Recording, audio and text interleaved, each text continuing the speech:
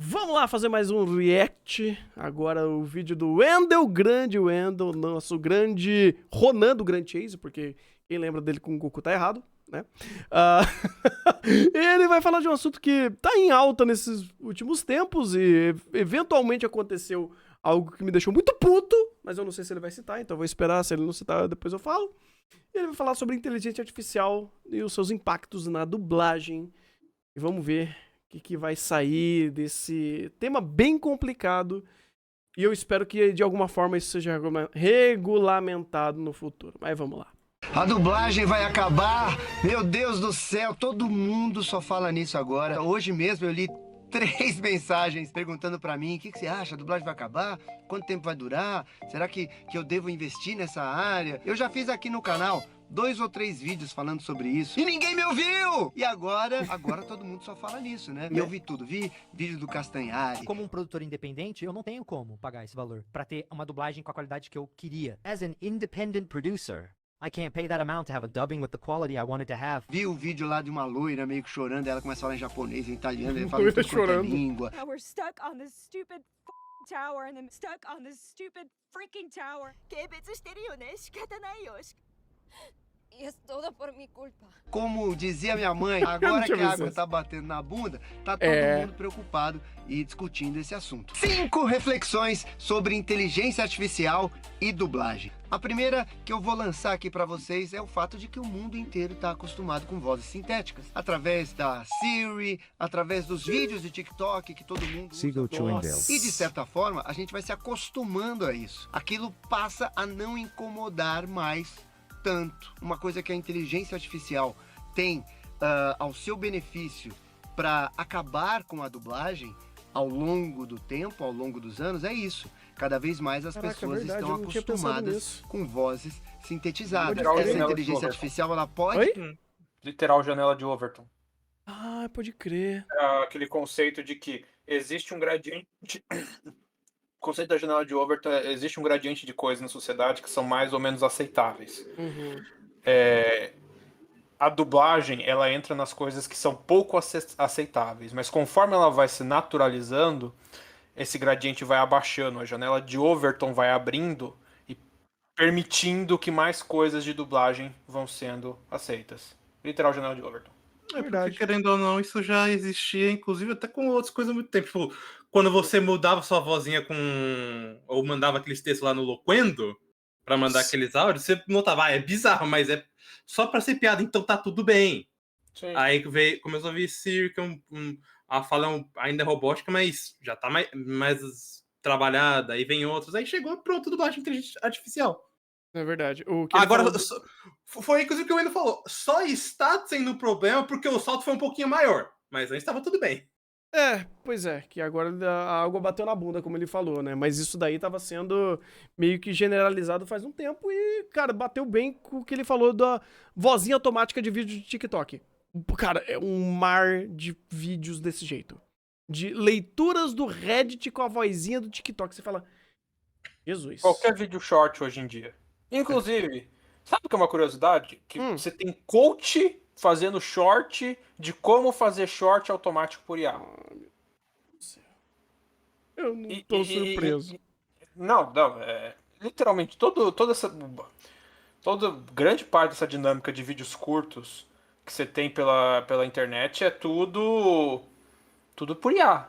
E dá pra fazer essas coisas serem 100% automatizadas. Eu já cansei de pegar o mesmo roteiro de vídeo de história do Reddit ou de uma narração aleatória de... Inclusive, tá popularizando bastante agora. Um filme aleatório tá passando no fundo e você tem uma narração bizarra, nada feita por IA, comentando o que tá passando naquele fundo. Isso eu não vi ainda. Tá pelo YouTube Shorts, tá pipocando. Ainda não vi isso. Eventualmente eu vou acabar caindo nisso. Jesus. Você vai acabar. Então... de melhorar Medo. Não, pode continuar.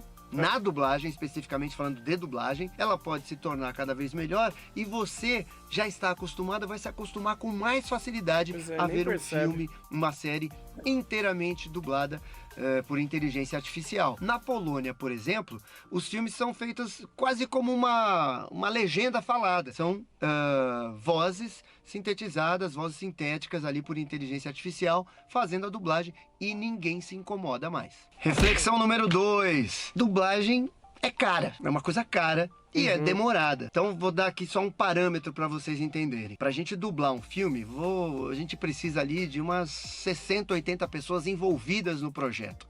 Não tô falando só de dubladores, falo do mercado, né, do funcionamento. Umas 80 pessoas. Na legendagem, às vezes 1 ou 2 pessoas bastam para fazer a legenda. Então só aí a dublagem já fica muito mais cara. Isso em todos os países. E uma outra questão de demora é porque precisa gravar, agendar com cada ator, as pessoas ficam doentes, as pessoas faltam, tem problemas pessoais, que vão interferindo no prazo, no tempo em que demora para ser entregue esse produto. Uma solução que acabe com isso, que deixe bem mais barata o resultado final e que acabe com essas variáveis que o ser humano traz, sai muito mais vantajoso para esses grandes distribuidores, grandes canais, grandes streamings, não precisar mais lidar com o fator humano, com a demora e com o custo que isso gera, se você pode, através de apertando um botão, ter a dublagem brasileira. Mas aí que tá, nós não estamos falando só de dublagem brasileira, de versão brasileira. Com esse botãozinho, ele acaba com a dublagem no mundo inteiro. Então a economia é de milhões e milhões e milhões de dólares por ano. Inclusive, você já deve ter visto notícias aí que alguns streamings já investem nesse tipo de software. Reflexão número 3. Um comentário rápido sobre isso. Isso, inclusive, está sendo mais aceito no Japão em alguns casos. Por exemplo, a dubladora do Goku, Masako Nozawa, ela já anunciou que já entregou interpretação do voz para inteligência artificial. Teve até uma pequena demonstração disso e ela falando, caralho, é parecido. Então. Nossa, eu surtei quando eu vi essa notícia. Só que daí eu parei, refleti, respirei e falei, ela só foi a primeira a quebrar essa bolha.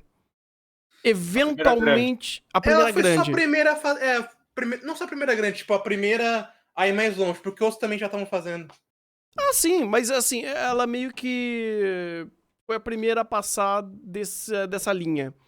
Pelo menos a primeira pessoa grande a passar dessa linha, porque a voz dela tem um peso, é conhecida, é uma dubladora mais velha, já tá meio que aberta a uma tecnologia nova, e meio que ela abriu a porteira. Uma das primeiras a abrir de fato a porteira.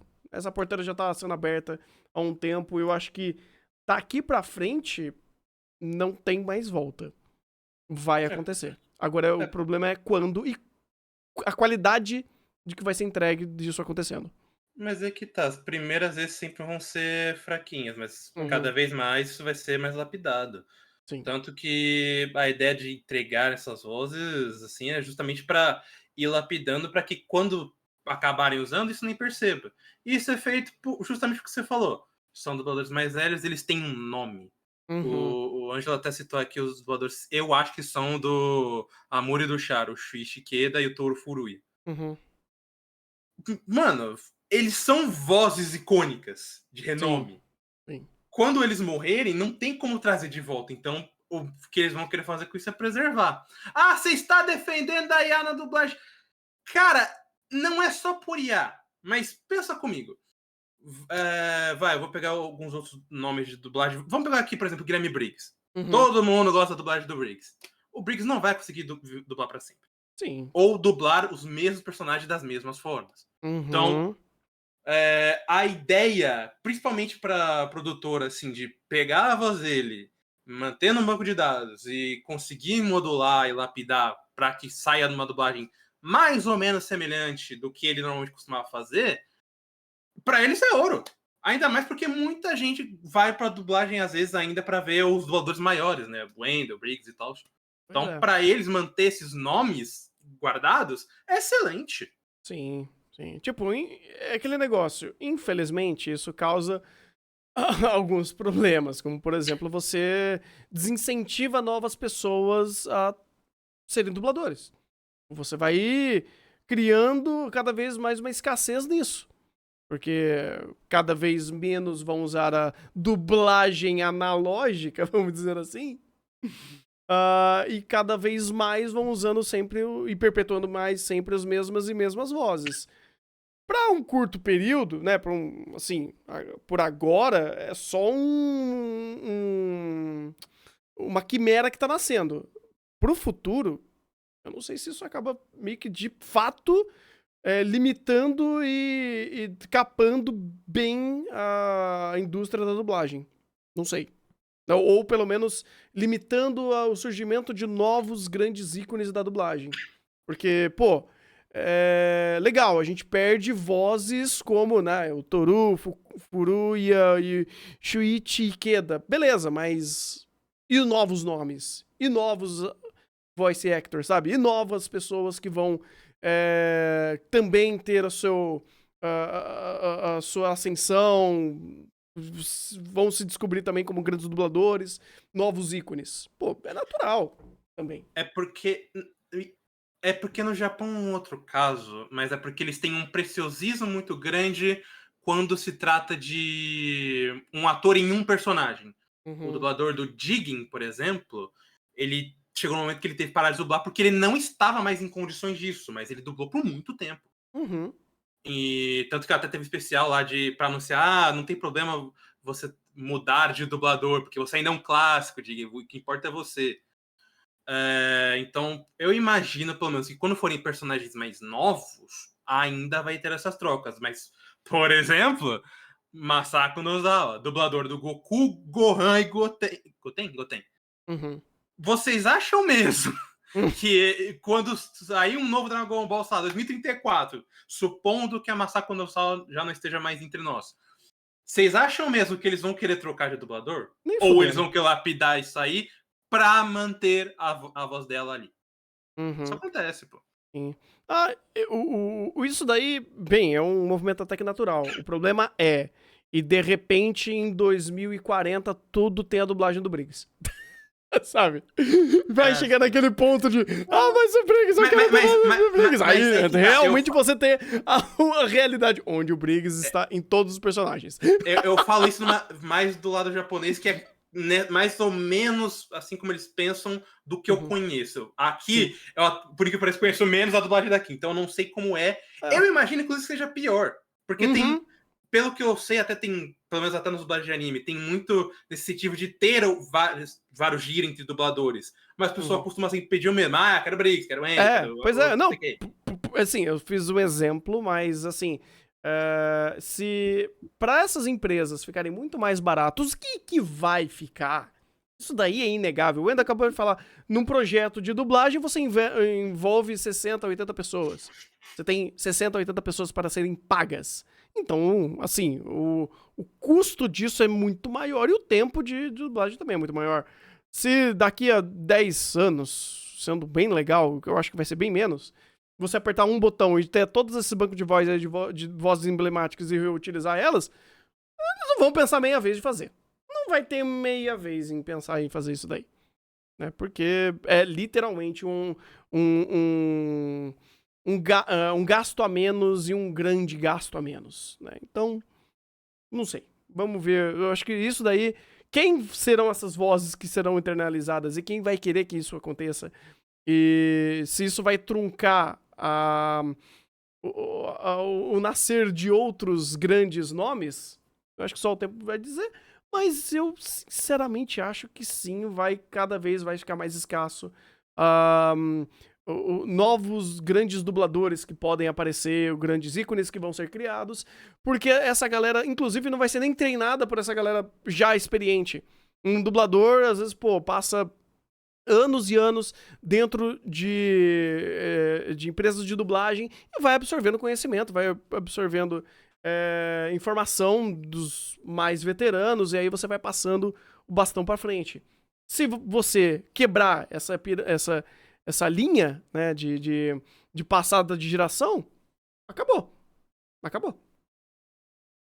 Dublagem, agora falando aqui do brasileiro, porque eu não conheço, né, profundamente os outros países, eu acho que ele é ainda muito imaturo para discutir determinadas coisas. Então o tempo foi passando e nada foi discutido, nada foi feito, porque as decisões no mercado de dublagem, elas são muito baseadas em ego, ou em uma relação pessoal, ou em discussões pouco importantes, muito regionalizadas. O mercado de São Paulo está discutindo coisas que o do Rio não está e vice-versa. Acabam sendo decisões pontuais, específicas, e a gente acaba não se reunindo, né, de uma forma positiva para discutir o amanhã. A gente sempre discutiu o agora ou o ontem. E eu tô falando não só dos dubladores, né? É do mercado mesmo. Os próprios estúdios também estavam acostumados a andar nesse passo, não percebendo o que acontecia no mundo como um todo, né? Várias e várias profissões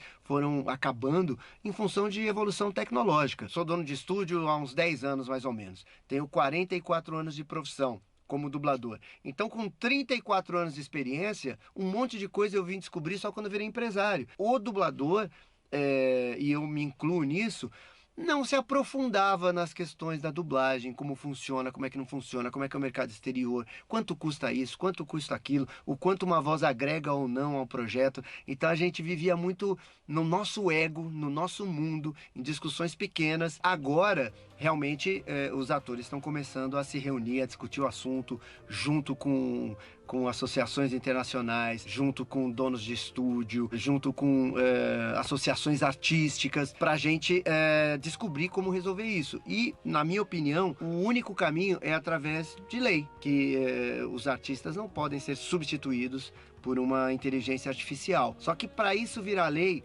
são vários mecanismos, vários passos, demora um tempo, precisa da compreensão de muita gente. Nenhum mercado está regulamentado com relação à inteligência artificial. Então a gente tem que se unir aí com a França, com a Alemanha, com a Espanha, com esses países, né, que trabalham muito com dublagem, para a gente discutir mercado, discutir estratégias, criar leis até de repente de prática internacional. E para isso, só a união dos atores e entendimento, a união dos estúdios, a união das associações e sindicatos e, é claro, o apelo popular. Sem dúvida, sem a ajuda de você que está aí desse lado, inclusive compartilhe esse vídeo com quem você acha que gosta de dublagem ou que curte esse tipo de assunto, esse tema, ou com alguém que você conhece que é da política e tal. Também é importante. Vídeo, porque eu acho que só através de toda essa ação, mais a ajuda popular, a gente vai conseguir, talvez, criar um elemento legal que impeça da dublagem ser destruída pela inteligência artificial. Reflexão número 4. Tem outro. Eu quero dar só um aumento nisso, porque eu, não ironicamente, quando eu estava antes de vir pra cá, eu vi um vídeo sai aí do canal do Quadrinhos da Sarjeta sobre a IA que estão usando para criar vídeo. E, cara, um ponto que ele tocou que eu achei muito importante tudo bem, isso demanda tempo. Então começa agora! Porque justamente por demandar muito tempo, se tu só demorar um pouco, ou por ficar, isso não vai acontecer, ficar de negação, ou ficar nessa crença de que o importante é o conceito artístico e não apenas o produto bruto, quando essa coisa fica completamente já intrínseca no negócio, você já vai ter perdido o barco. Então, eu entendo, inclusive, que leis são algo que demanda tempo, e essa conversa de sindicato é algo que demanda tempo, demanda conversa, mas já corre atrás, porque esse tipo de coisa você precisa estar de olho, justamente porque é algo muito novo, que a gente não está muito, não conhece muito, não está muito ligado em o quanto vai evoluir. Porque vamos combinar que já evoluiu pra cacete. E a tendência é piorar. Ou, no caso, a tendência é refinar. Porque, tipo, ele até mostrou uns vídeos lá da empresa do ChatGPT, tipo, uma mulher andando, ou um bicho muito feio ali mexendo. Tipo, você vê que é falso, é feio. Mas já chegou neste nível. Pra lapidar é rápido. Então, já viu isso aqui? corre atrás. Sim. Porque você, por mais que seja segregado, você precisa correr atrás do seu. Isso, por exemplo, de roteiro aconteceu mais porque começaram a mexer em coisa de gente grande. Isso quando mexe na bunda de gente grande, obviamente acaba correndo mais rápido, mas já vai preparando o seu, porque quando isso chegar no nível de que vai estar intrínseco na dublagem e não for regulamentado, tamo fudido. Só um adendo, a greve dos roteiristas que teve há pouco tempo, se eu não me engano, não é de agora que eles estão se reunindo e discutindo isso. Se eu não me engano, já teve inclusive outras greves, outras manifestações e outras discussões a respeito desse e de outros assuntos da questão dos roteiristas, do mercado de roteiristas em Hollywood.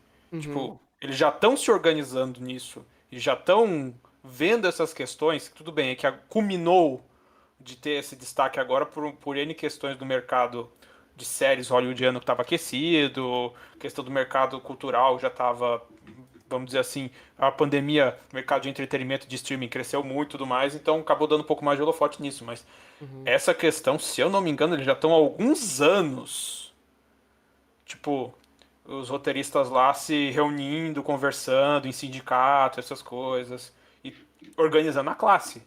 Não adianta você achar que, eu sozinho aqui vou fazer alguma coisa, ou pior, tipo, não tem o que fazer, você tá de braço casado. Não, se você tá indignado, organiza junto com a sua classe e vai. Se você ficar aí parado com a bunda na cadeira, de fato nada vai mudar.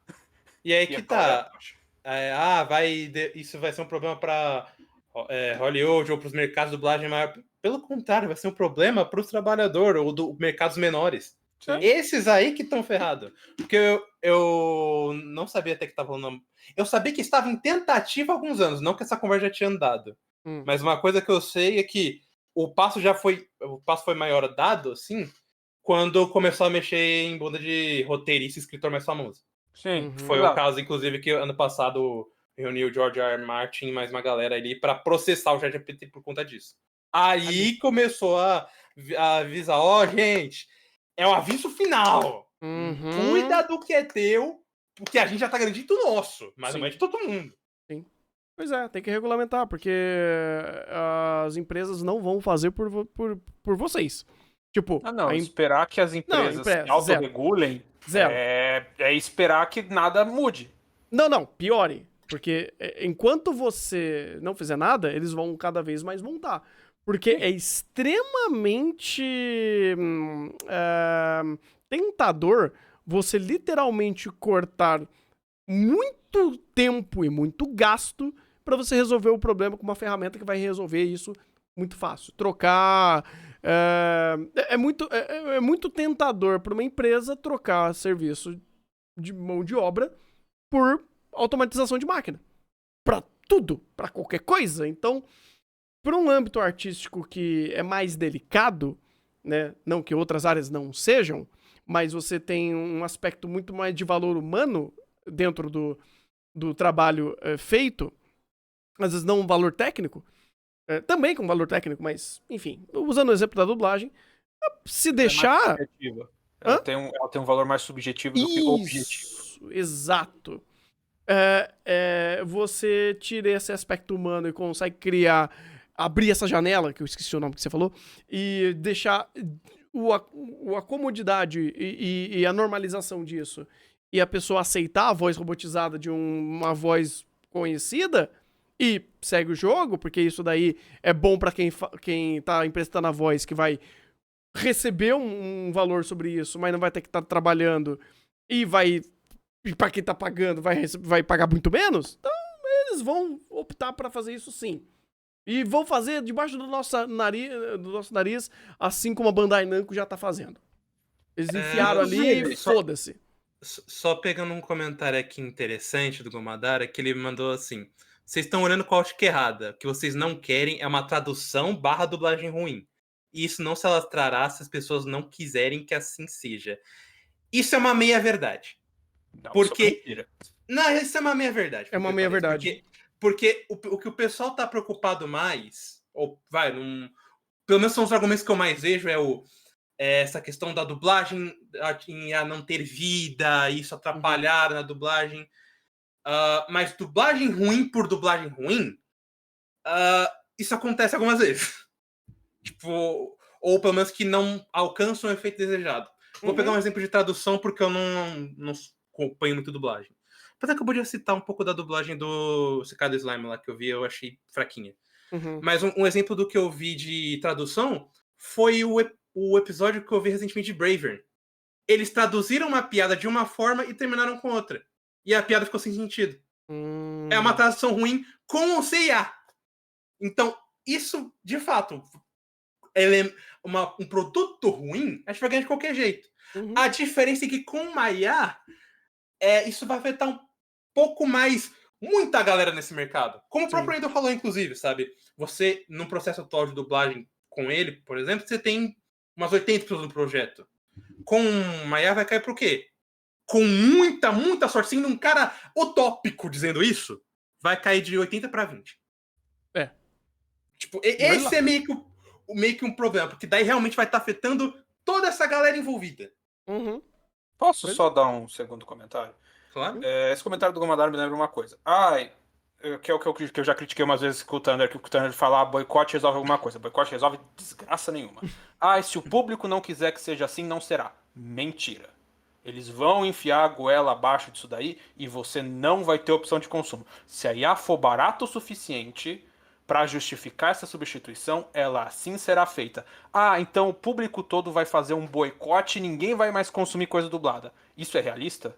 Não é. As pessoas querem consumir entretenimento. Entretenimento faz parte da dinâmica social que nós estamos inseridos. É idealista pensar, o público agora não mais consumirá obras de entretenimento de massa em um grande boicote contra o uso de IA. Como a gente já falou, isso aqui já está sendo normalizado, as coisas já estão andando, e assim que essa IA se tornar barata o suficiente, ela sim será enfiada goela abaixo. O público está fazendo cara torta. Mas ele quer continuar. Mas existe toda uma questão de marketing que lhe é construída por aquela obra. Aquilo ali, querendo ou não, muito em função do marketing, vai ser enfiado goela abaixo. Aquilo ali vai começar a se repercutir. Por mais que no começo o pessoal torça o nariz, aquilo ali vai ser normalizado até o ponto de que você não terá mais grandes opções disso. Discordo completamente do Gomadara falar. Se as pessoas não quiserem consumir, não irão consumir. Irão atrás de outras formas de entretenimento. Não vai. A busca que você tem de forma de entretenimento... Aí é mentira. Aí completamente mentira. Eu discordo 100% de você, Gomadara. Aí cai no ponto que o Maurício falou, que eu comecei a entender e faz sentido. Pensar que vai ter boicote, o boicote vai ser efetivo, é muito idealista. No final do dia, o pessoal não vai parar de consumir por conta disso. Cara, e outra coisa, só um complemento. Posso só dar um complemento rápido? O seu consumo não é necessariamente uma ação sua individual completamente consciente. Existe toda uma estrutura de marketing, toda uma máquina de marketing que existe para manipular os desejos de consumo. É um exemplo que não é meu, mas que eu acho muito legal. Existia muita demanda por filme dos Vingadores na Idade Média. Por isso as pessoas com certeza estavam se matando lá. Não. Qual é a demanda por filme dos Vingadores? Por que até hoje o universo Marvel, todo cagado do jeito que tá, ainda faz algum dinheiro? Marketing. Existe uma construção de mercado que lhe é induzida a isso. Isso vai ser enfiado goela abaixo, você goste ou não. Você pode discordar no começo. Mas ao ponto que aquilo ali começa a fazer um certo volume, a roda anda por gravidade. É morro abaixo. Eu tenho um outro problema com isso, que é o seguinte. Beleza. A ideia do Gomadara é muito e se? E se eles só boicotarem e o público não quiser, isso não vai acontecer? Tá, beleza. Vou entrar no seu jogo. Vamos pra onde? Ele, inclusive, deu o exemplo do TikTok. É o perfeito exemplo do que o que você está falando não encaixa exatamente. Beleza, o TikTok surgiu por conta de uma necessidade do mercado. Quem quer ver o tipo de conteúdo que existe no TikTok, vai pro TikTok. TikTok começou a fazer esse tipo de coisa, a gente não aceita inicialmente. Se é só o público não quiser. Eles vão pra onde? vão ver shorts no YouTube. Shorts, até onde eu saiba, no YouTube é um negócio que oscila bastante de qualidade. Ou de presença no YouTube. Mas Vamos ainda falar, tem. sei lá, pra outra... Mas é que tá, Thunder. Não é no mesmo nível no TikTok que literalmente explodiu uma rede nova. Ah, sim. Tipo, Mas mesmo que cresça o público maior, que normalmente é o pessoal que está ali por consumir, porque ele só está vendo com a cabeça desligada, vai se permanecer lá. Ah, é ruim, mas não tem outro que faz do jeito que se faz, então eu vou ficar aqui. Uhum. Que adianta? E outra coisa, vocês viram que o TikTok agora tá investido em vídeos mais longos pra concorrer com o YouTube. Uhum. De novo, legal, não gosto, mas eu não gosto de vídeo curto, eu não gosto dessa plataforma, eu só vejo vídeo de 20 minutos ou mais no YouTube. Legal, você tem uma mega plataforma que agora tá buscando mercado mercado de vídeo longo. Então, mas aí é um outro caso de... inclusive, ainda é um caso de... Beleza, eles estão conseguindo construir isso ou ainda tá muito no início? Por exemplo, todas as concorrentes que tentaram ir pra cima da Twitch e falharam miseravelmente. Sim.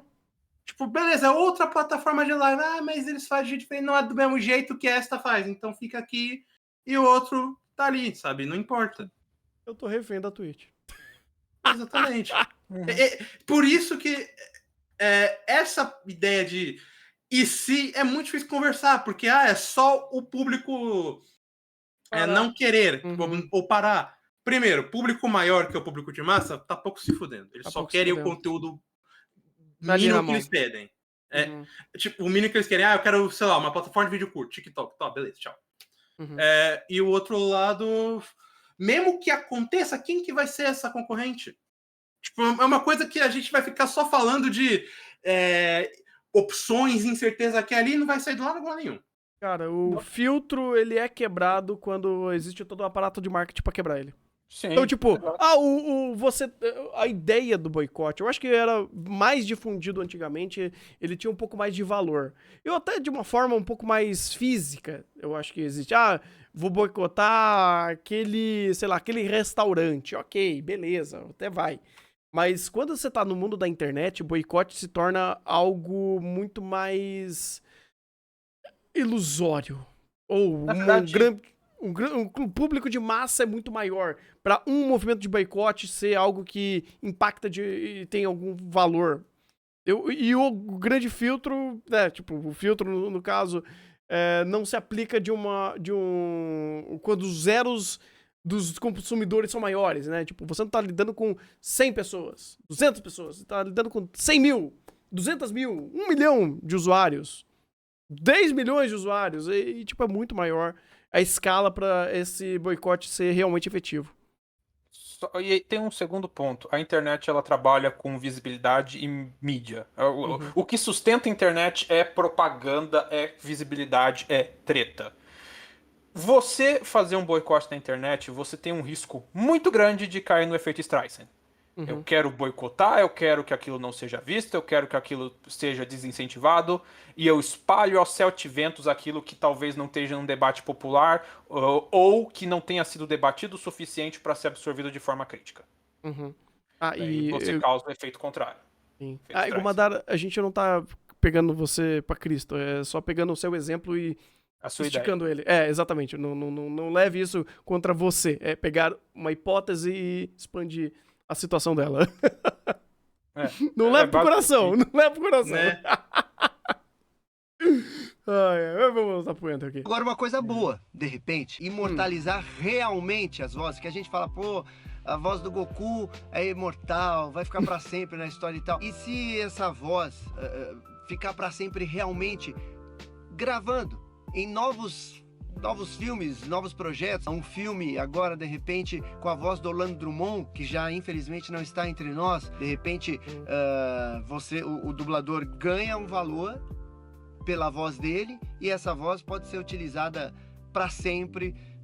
Sei lá, vamos supor que a Disney falou, Wendel, tá aqui 5 milhões de reais pra gente usar a tua voz pro resto da vida. Isso pode, de alguma forma, ajudar o dublador. A gente tá pensando muito só na catástrofe, mas você não consegue parar Eu aceito, a Disney. tecnologia. Eu aceito. Então, às vezes, a gente pode pensar em soluções que possam trazer benefício a vários dubladores, a muitos atores, né? Eu ouvi dizer até que tem um lance, tipo assim, o Tom Hanks já cedeu a imagem dele ou a voz dele Oh, pra sempre. Então, de repente, daqui 50 anos vai lançar um filme estrelando Tom Hanks. A gente tem que pensar também um pouco em como isso pode nos trazer benefício. Às vezes o dublador que trabalha 10 horas por dia, todos os dias, pode passar a trabalhar 1, 2 horas e continuar faturando o mesmo tanto ou até mais. Reflexão número 5! Essa também é uma coisa é uma coisa que a gente tinha falado também, isso. Só que, cara, de novo, é bacana pra 1 ou 2.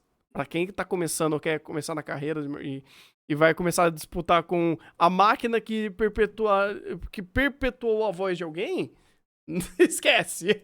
Na verdade, Esquece. eu acho que um pouco pior. Vamos lá. A gente já falou aqui várias vezes de IA. IA é uma ferramenta. Uhum. Ferramenta, ela pode ser usada de N formas.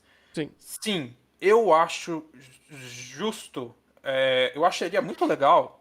Trabalho de dublagem, trabalho de ator independente, é um trabalho exaustivo pra caramba. Com certeza. É um trabalho desgastante pra caramba.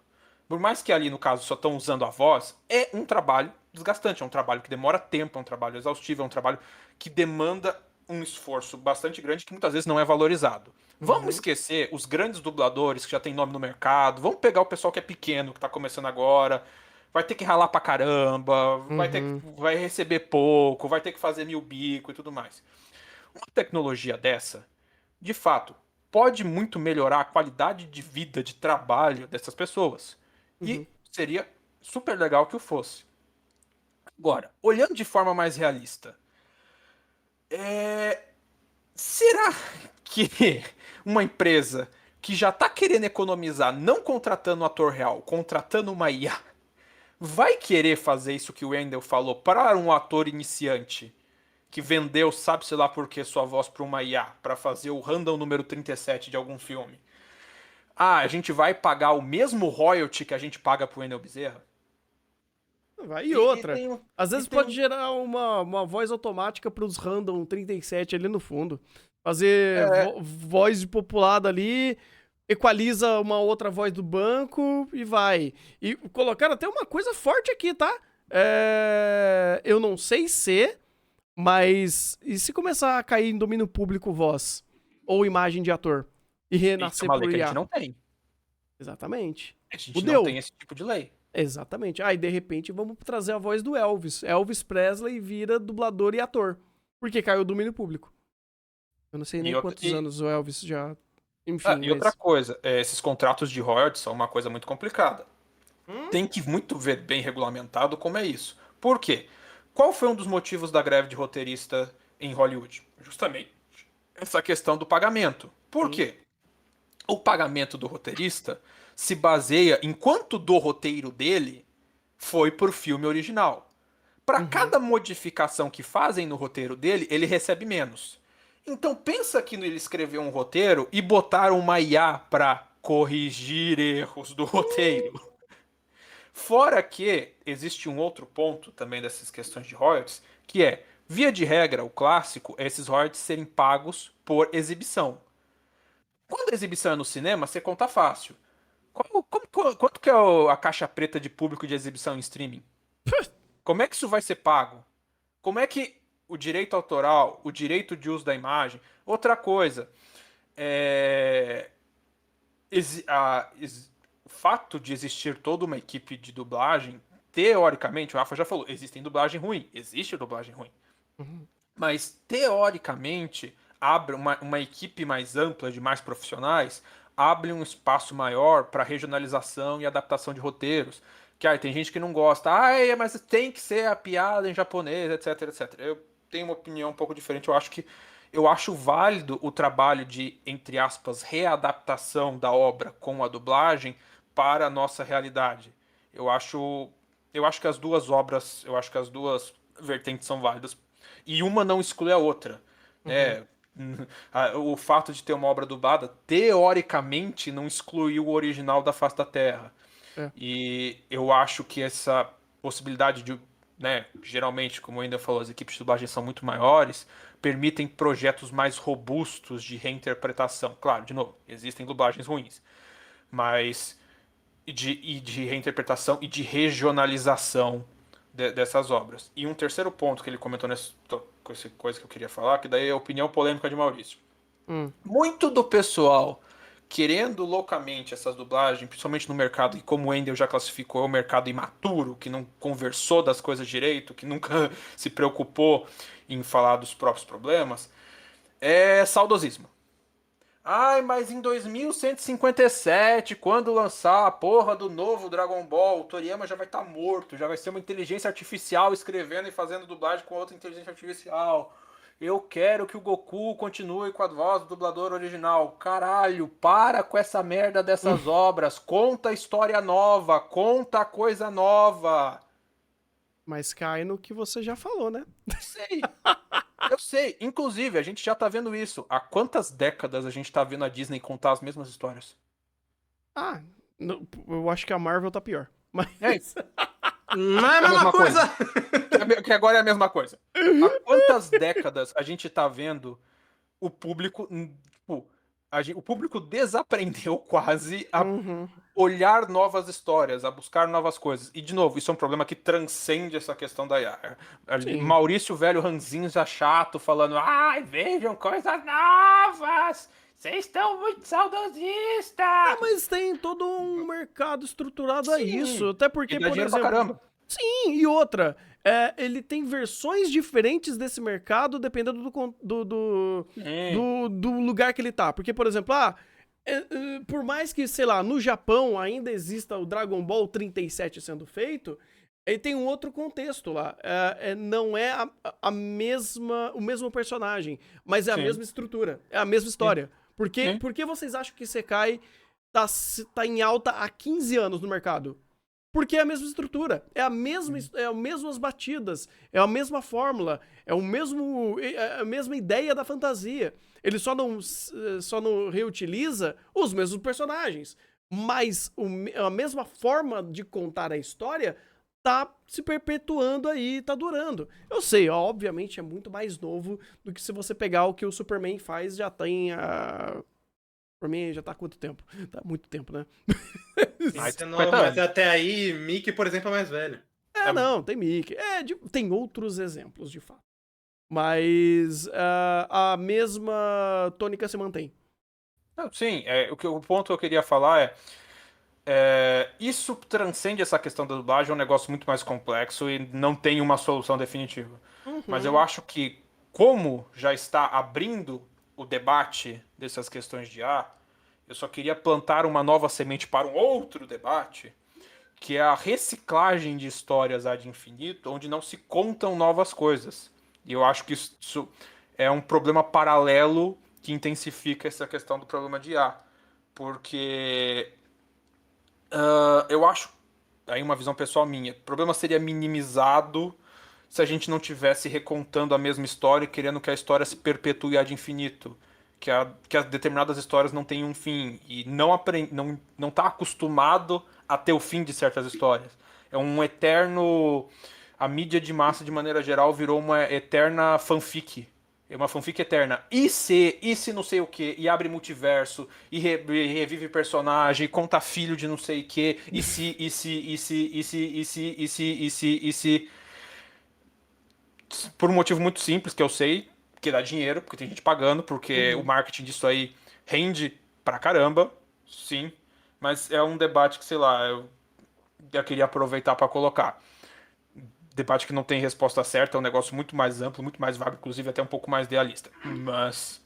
porque daí, inclusive, eu queria até só entrar e fazer um pequeno comentário. Isso, e até uma questão até que eu ouvi gente falando, não, mas a questão... não só de saudosismo, mas essa questão artística de como fazer essas coisas e tal, como a inteligência artificial, os problemas que isso causa. Posso ser honesto? No momento é a coisa mais irrelevante que você tem que conversar agora. Porque por mais que, sim, eu entendo que isso vai acabar afetando muito essa questão de contar histórias e tal, como o Maurício disse, inclusive, é um debate muito complexo, mas é porque também esses conceitos são complexos. Tipo, o que você realmente define como artístico, sabe? Hoje em dia não tem como você definir isso mais. Deixaram um óculos na porra do chão artístico, gente. Puta, eu ia falar isso. Mas isso é considerado arte de alguma forma. Então, tipo, você querer definir agora o que é isso não é o problema agora. O problema é que existe uma ferramenta que está mexendo nesse tipo de área e pode afetar uma galera. E não só uma galera, como o próprio conteúdo que você consome.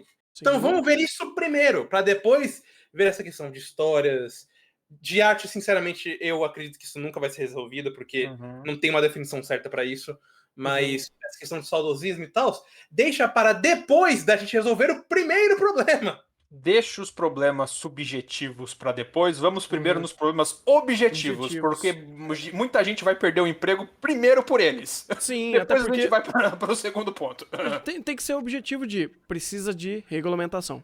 Precisa de regra. Ponto. E outra coisa, regulamentação não necessariamente significa uma defesa dos dubladores. Existe uma coisa chamada lobby. Regulamentação é criar regras. É também criar um debate amplo, principalmente conversando com toda essa categoria, para que essa regulamentação os proteja. Porque a Netflix pode muito bem botar um lobby no dinheiro de algum político e falar: vocês querem regulamentação? Beleza, a regra vai ser essa. Assim como a Disney, em outras circunstâncias, o faz. O Mickey entrou em domínio público nos Estados Unidos esse ano só por quê? E tinha uma regra, né, Tinha uma regra que toda vez que chegava perto, a Disney fazia uma reunião com os congressistas dos Estados Unidos e, a regra agora é mais 10 anos pra frente, mais 30 anos pra frente. Não, mas agora não é o Mickey, é a primeira versão do Mickey ali, sabe? Então, tipo, regulamentação é necessária, mas também conversar o que e como vai ser regulamentado, para que aquelas pessoas que estão trabalhando nesse mercado sejam de fato protegidas. Pois é.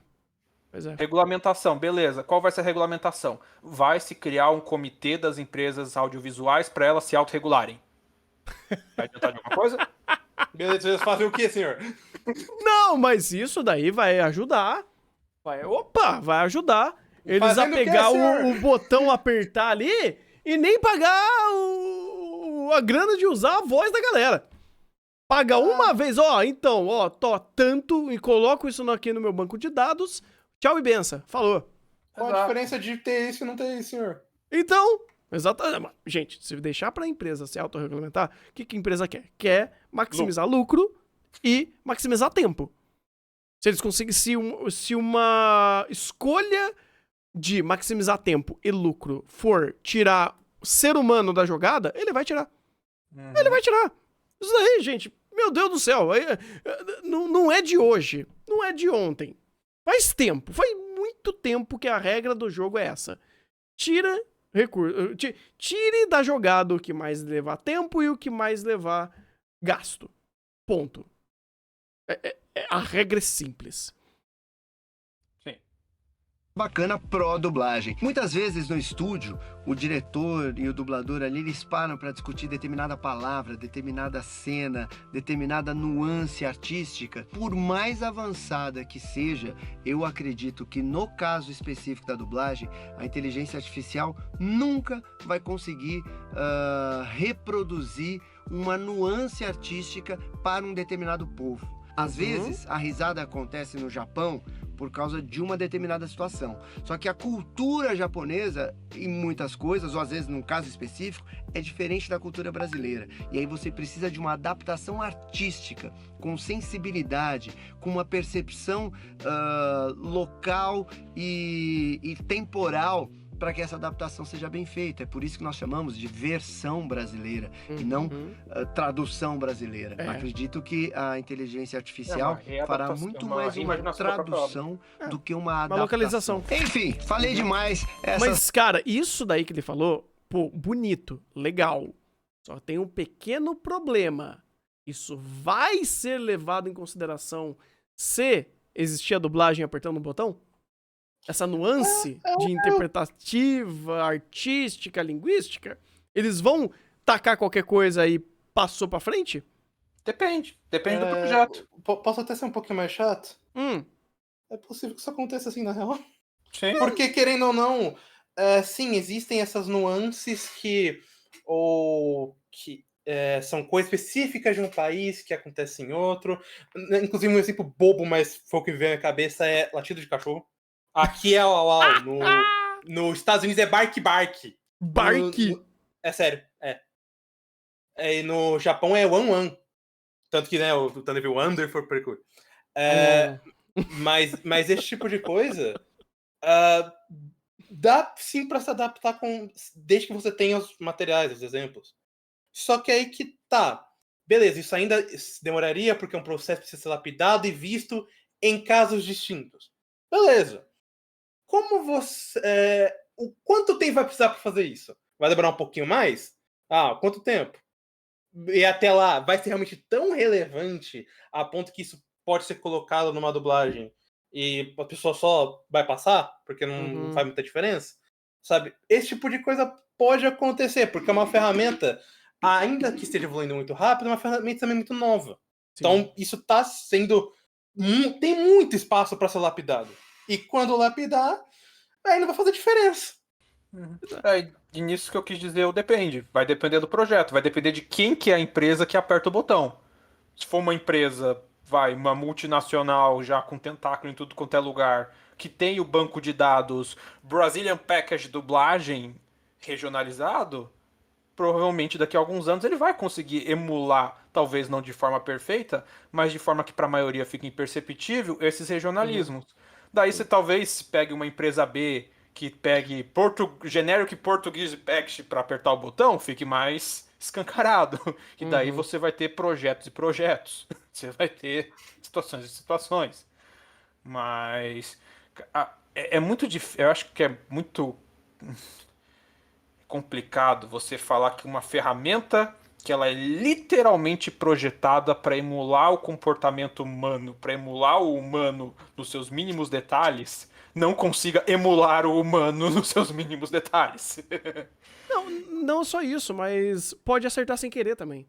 E outra, quando erra, pode cair no mesmo gap de um mau serviço sendo executado ali. Lembra que a gente já falou várias vezes de, a partir do momento que a inteligência artificial conseguir recriar, né, um anime, recriar não, mas criar um anime que ele tenha a mesma qualidade como que um dos piores animes da temporada, um dos animes mais feios, mais mal produzidos, acabou. Ele já passou desse portão de filtro de qualidade. Ele já está lá no meio.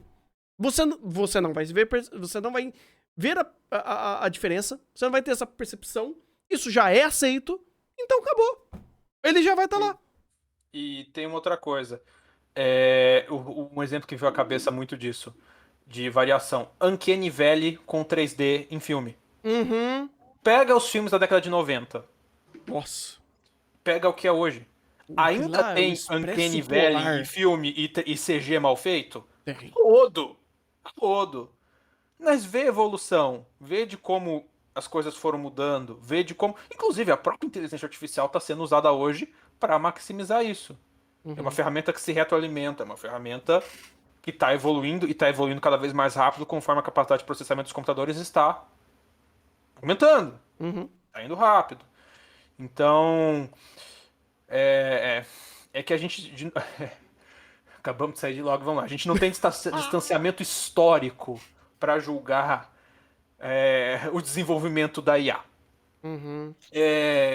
Eu acho que se chegassem para um cara que viu os filmes em 3D dos anos 90, que viu um Expresso Polar da vida e falar, daqui a 20 anos a gente vai conseguir fazer um modelo 3D que é indistinguível de um ser humano.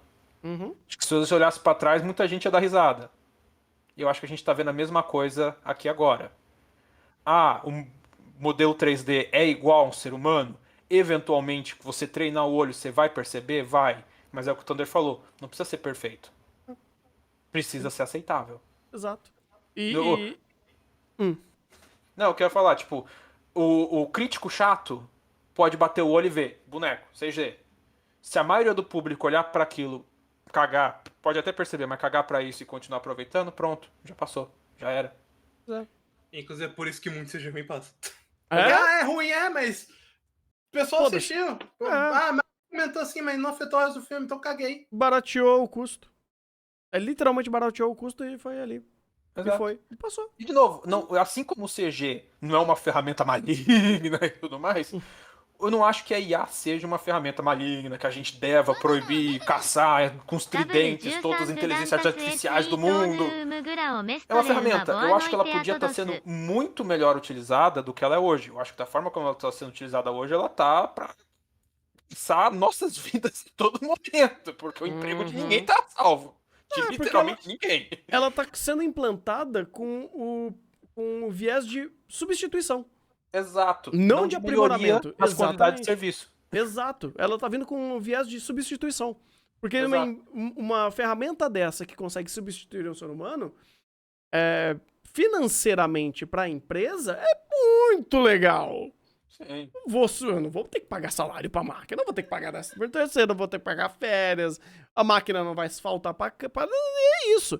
E não é como se máquina, inteligência artificial, tecnologia já não substituísse os humanos em larga escala dentro de toda a evolução industrial que a gente tem do mundo da humanidade.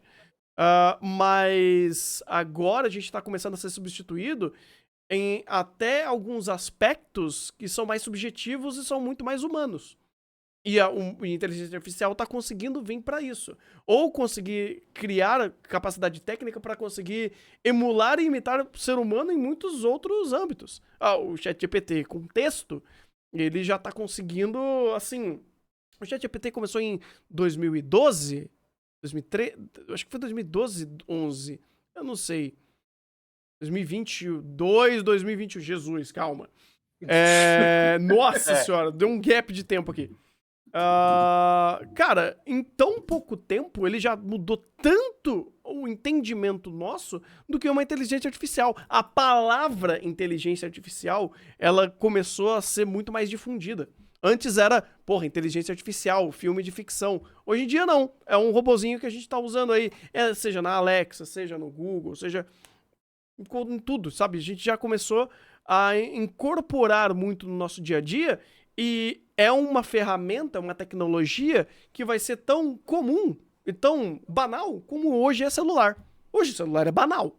A tecnologia de comunicação móvel é banal e é muito rápido.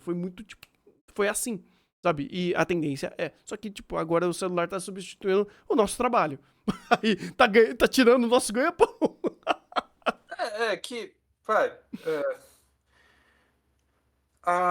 Lutar contra a tecnologia não funciona. Daí, quem quiser, pesquisa a história dos movimentos ludistas na Europa da Revolução Industrial. O ludismo não costuma dar certo. É lutar contra a progressão. E quem quer fazer progressão principalmente para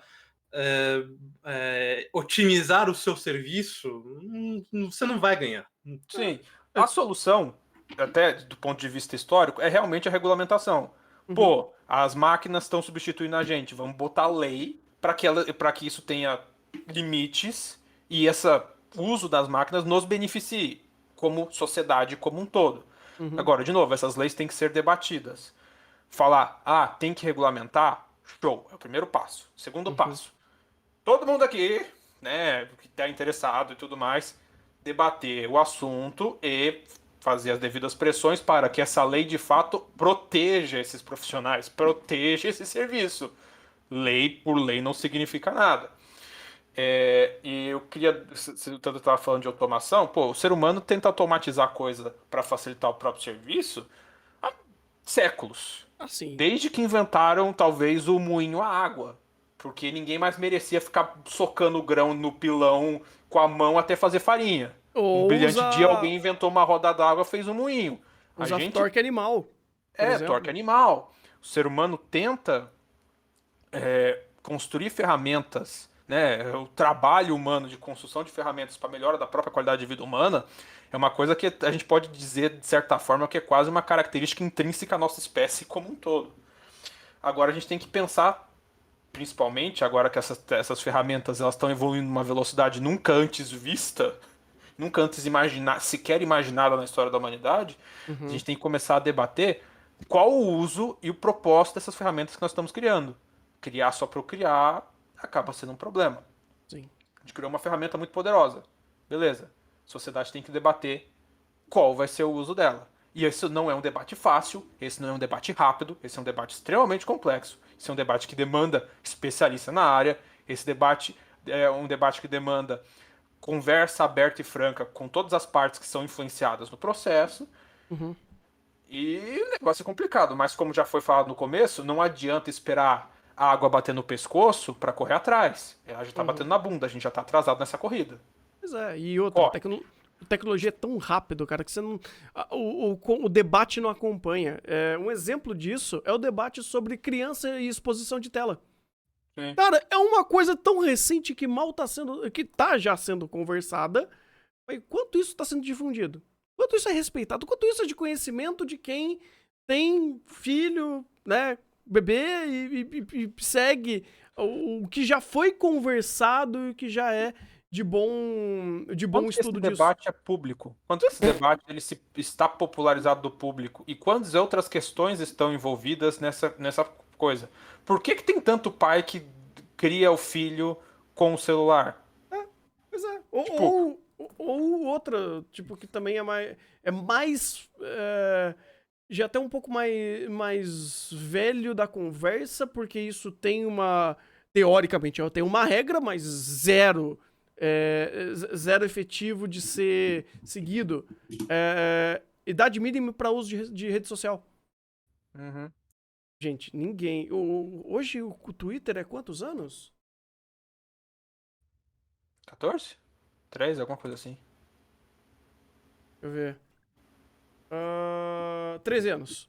13 anos. Eu acho que não tem ninguém com menos de 13 anos que usa o Twitter. Eu acho que teve uma conversa dessa foi ano passado, retrasado, sobre o uso disso, inclusive no YouTube. Tava tendo uma galera, mas esse vídeo não é pra criança. Minha criança tá vendo... Sua criança não pode ter conta no YouTube, ô miséria. Então, é um negócio, tipo assim... Que se nesse nível de tecnologia, que a gente já tá mais acostumado, a gente já não tem um entendimento sobre isso, quem dirá a tecnologia de inteligência artificial? Porra, é um negócio assim... Cara, é assombroso a velocidade que tudo tá evoluindo muito rápido. O Thunder é velho. Eu sou boomer. É a vida. Mas, pelo menos eu olho isso com um pouco mais de cuidado e vejo que sim, de fato, existe esse gap de tempo cada vez mais reduzido de novas mudanças tecnológicas vindo. E como o Wendel falou, boa parafraseada dele, a gente tá conversando isso porque tá batendo na bunda. Exato. É que, de novo, a conversa sempre vai respaldar em âmbitos mais complexos da sociedade. Pô, a gente precisa debater isso e não estamos debatendo. Será que porque todo mundo tá trabalhando 12 horas por dia e não tem tempo nem pra viver? Será que tem alguma coisa a ver com isso? Será que até o próprio abandono das crianças que estão crescendo hoje em dia pelos pais tem a ver com isso? Com carga horária de trabalho excessiva?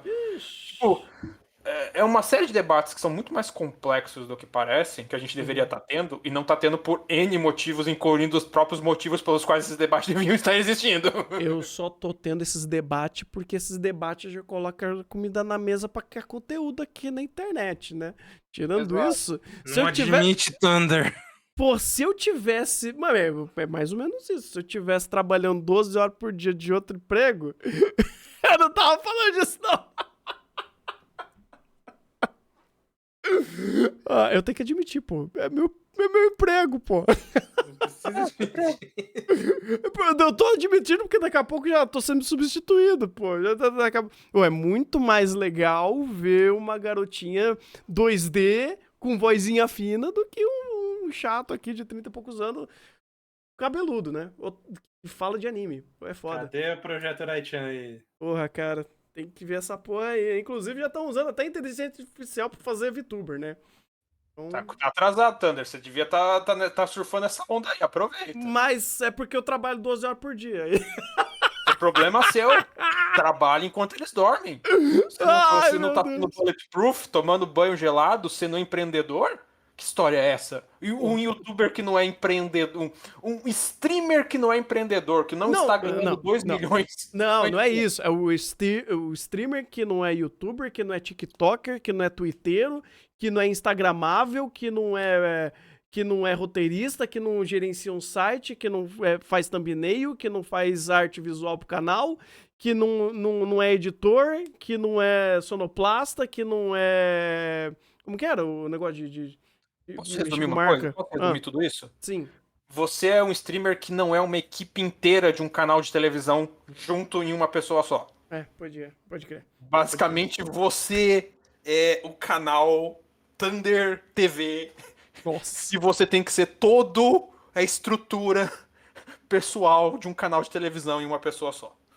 Essencialmente. Mas enfim, não é sobre mim. É isso, gente. Deixa eu ver, tem mais alguma coisa que o Wendel tem que falar? Essas foram apenas as minhas 5 reflexões sobre o assunto. Aí, inclusive, né, deixar o vídeo do Wendel aqui. E é isso, cara. Valeu, Zunial. Acho que eu não agradeci no começo do vídeo, já faz 1 hora aqui. E é isso. Chá de Trovão é isso. É um vídeo de 10 minutos, a gente multiplica ele, né, e vira um vídeo de 1 hora. É a vida. Vocês estão aqui por isso. É isso aí.